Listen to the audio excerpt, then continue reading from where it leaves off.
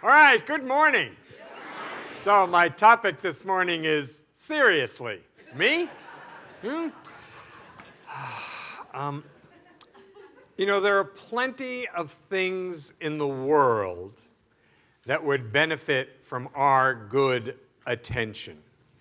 All right? That's not hard to find. All you have to do is turn on the news, and if anything appalls you, it could use your attention. If anything upsets you, if anything sits with you and it's not right, it could benefit from your attention.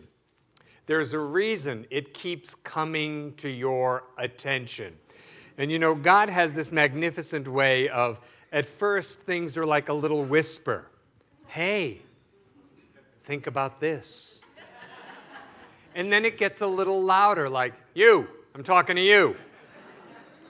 And then there's that final stage that's like the cosmic 2x4, where it's like, bam, dummy, listen, right?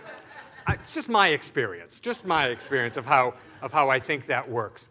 So Ernest Holmes says in the Science of Mind textbook that intuition is God in humankind. So the way God speaks to us is we have an intuition, an inkling, a tendency, a feeling, an aha. And what that is that's the Spirit of God within us. The love intelligence that created the universe is trying to prompt us, trying to lead us, trying to pull us toward a greater good in our life. And so it often starts with a whisper, and then it gets a little louder, and then, yes, sometimes it seems to clobber us.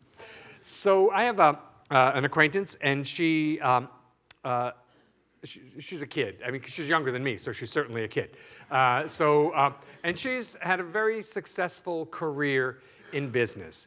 And we were talking, and as she started to make this discovery that intuition was actually the voice of God within her, she said, for years in business, I was very successful. She said, but I just thought I was intuitively good in business.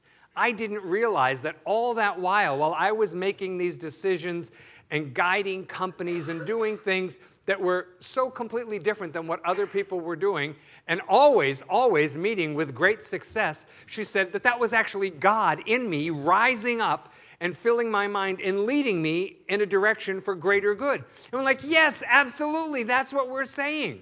That intuition is the voice of God in us, and we're supposed to pay attention to that.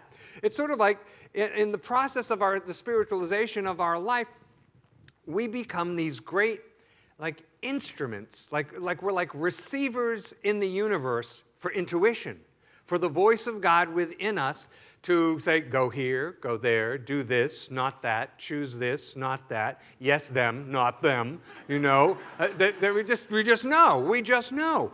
Sometimes I think, God, if I had the intuition my dogs have, I would be so much better in life because they just know.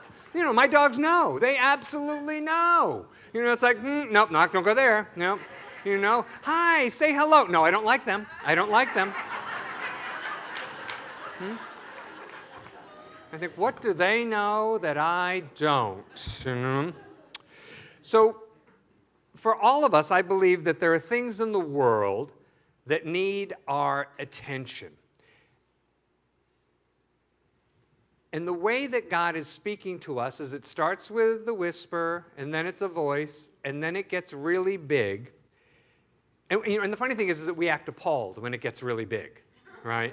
You're like, oh, I can't believe this. How did this ever happen to me? And it's like the universe is saying, well, we whispered for quite a while, and you wouldn't pay attention. We spoke a little louder, and you wouldn't pay attention. So,